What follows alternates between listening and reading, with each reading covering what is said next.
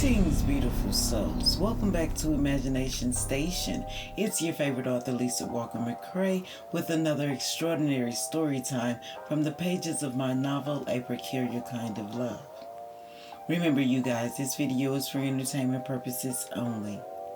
First and foremost, big praise to the Most High Yah, for it says in Proverbs 16:3, commit to Yah whatever you do and He will establish your plans. Therefore, I commit this story time to Yah. With that being established, I would also like to give a special shout out to those of you who are still rocking with me. Much love and appreciation from this way. My question now is, are y'all ready to dive into those imaginations and turn some pages? Cool. Let's see if we can make that happen. Chauncey, set the stage. Okay, beautiful souls, quick recap so I can catch you guys up and get those imaginations primed and ready. In our last story time, Mr. Marcus finally got up enough nerve to speak with Drew. His mission to explain why he posed as Mr. Styles and also to see where Drew's heart was. As of now, it's not on reconnecting with Marcus. Although seeing him stirred up some old feelings for Drew, she was just too confused to figure it out or even deal with it. Oh, but the confusion didn't stop there. Drew had to put one of her guests out. Mr. Kingston, darlings. This man tried to push his way into the nature room and made Drew have a drink with him. And on top of that, for some crazy reason, he felt like Drew needed to be kept. Honey, Drew kindly put him in his place by putting him out, and Tevin was there to make sure he complied, baseball bat in hand, ready to swing. While we're on the conversation of swing, let's swing in with Drew, who is now rethinking her decision about dining outside. The city's noise was louder than usual. Drew looked over at Dean, who was her lunch date. Is dining out here good for you? It's kind of loud, Drew asked and stated. Dean laughed, looking over at Drew, who was noticeably irritated by the noise. She enlightened Drew the city seemed louder because she was used to being out in Promise with the noise of only crickets and frogs. They can get loud too, but I'd rather listen to them, Drew sarcastically stated. Dean studied Drew. She noticed she seemed to be irritated by more than a noisy city. She'd known Drew long enough to know when she was bothered by something, and maybe they did need to change their dining preference. We can go inside if you want, Dean offered and suggested. Giving Dean an assuring smile, Drew told her it would be fine. They could stay. So, what's been going on? Dean asked, anxious to know why Drew looked so stressed. Woo, child, it's story time. Where do I start? Drew let out a sigh along with a chuckle that clarified she wasn't the least bit enthused to share all the drama that had taken place. Drew began. It took her all of 20 minutes to lace Dean up on everything that went on at Serenity Meadows the last few weeks. Dean's mind was blown. She scratched her head trying to process all the drama. Marcus posing as a complete stranger was dumb but noble. Drew hiring a homeless person was kind, heartfelt, selfless, and gullible. Then there was Zay throwing himself at Drew, and her having to put him out was interesting and scary.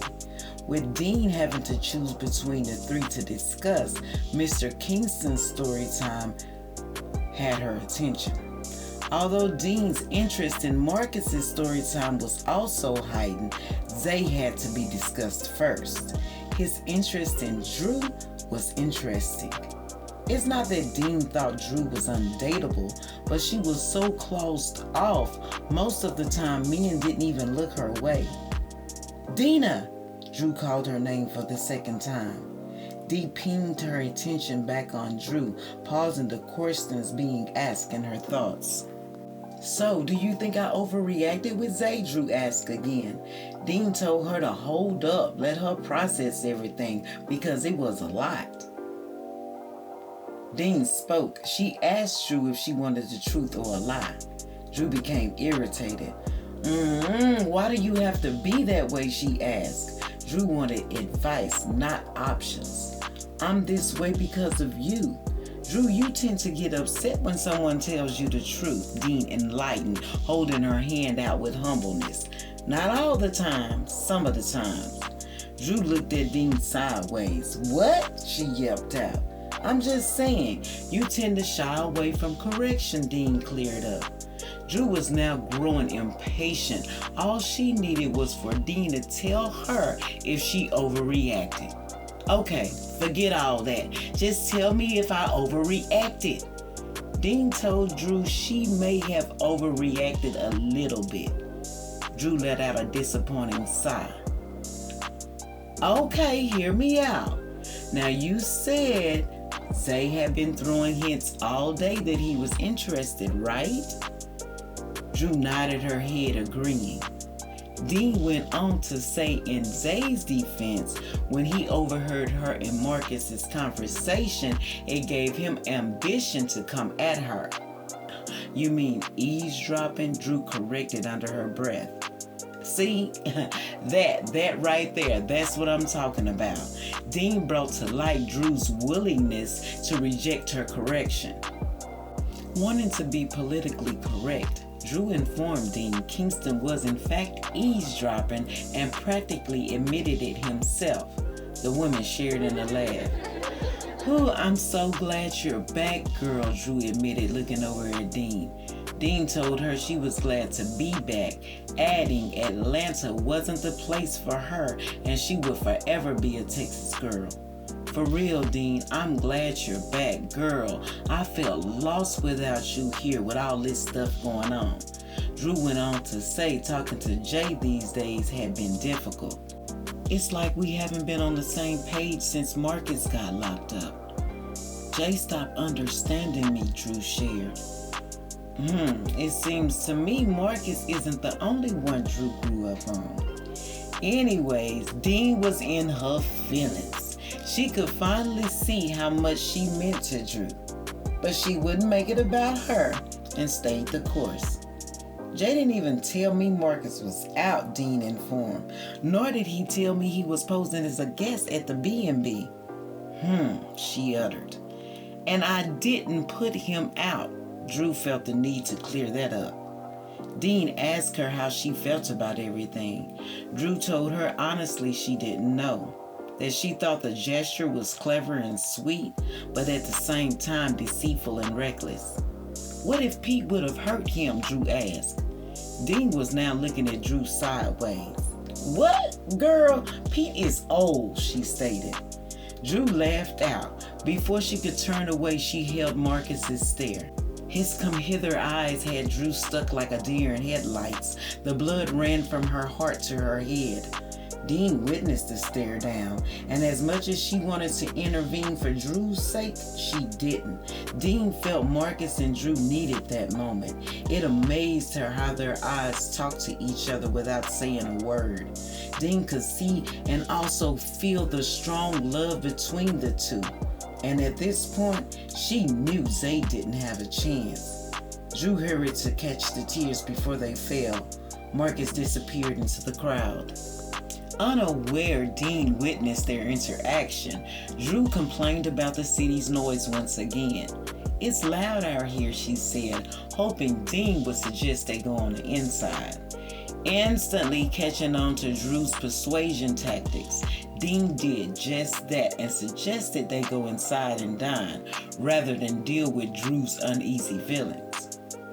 Some time passed. After having their lunch on the inside of the bistro, the ladies headed back to Drew's car. Walking through the crowd, Dean noticed every so often Drew would conduct a quick search. She didn't know if she did this to avoid running into Marcus or looking for opportunity. Dean seized the moment to take Drew's mind off things. Clutching her arm, she pulled her into a corner newsstand. Excuse me, what are you doing?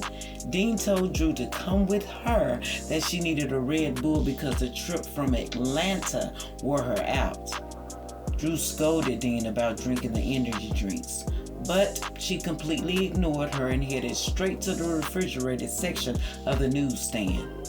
Looking around the store, Drew's anxiety tapped on her shoulder.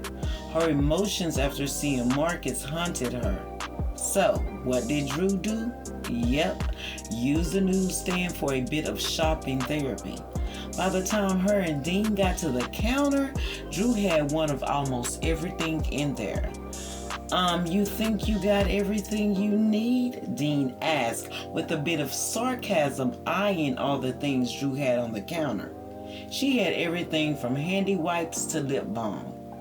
Why so many chargers? Dean asked.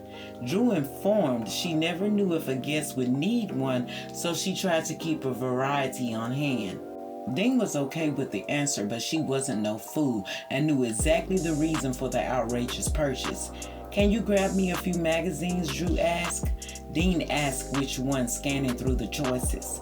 Drew told her it didn't matter, at the same time grabbing some lifesavers, adding them to her purchase. Dean didn't have time to be picky about magazines, so she grabbed a few, throwing them on the counter. There, I've chosen. She looked over at Drew, who was now watching the door as if she was waiting for someone to walk in.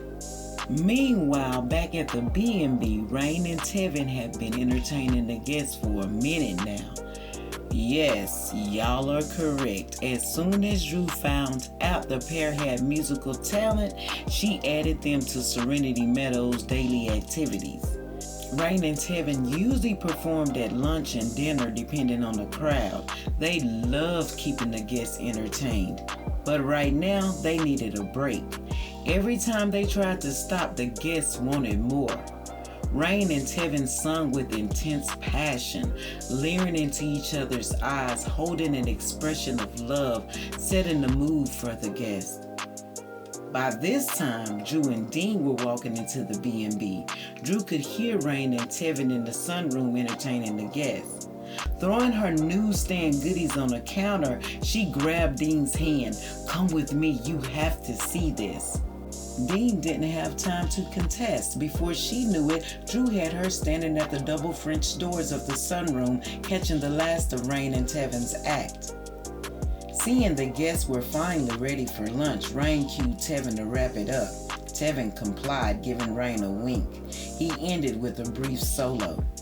Drew was happy about adding live entertainment. "Did you hear that? He's the homeless guy I hired.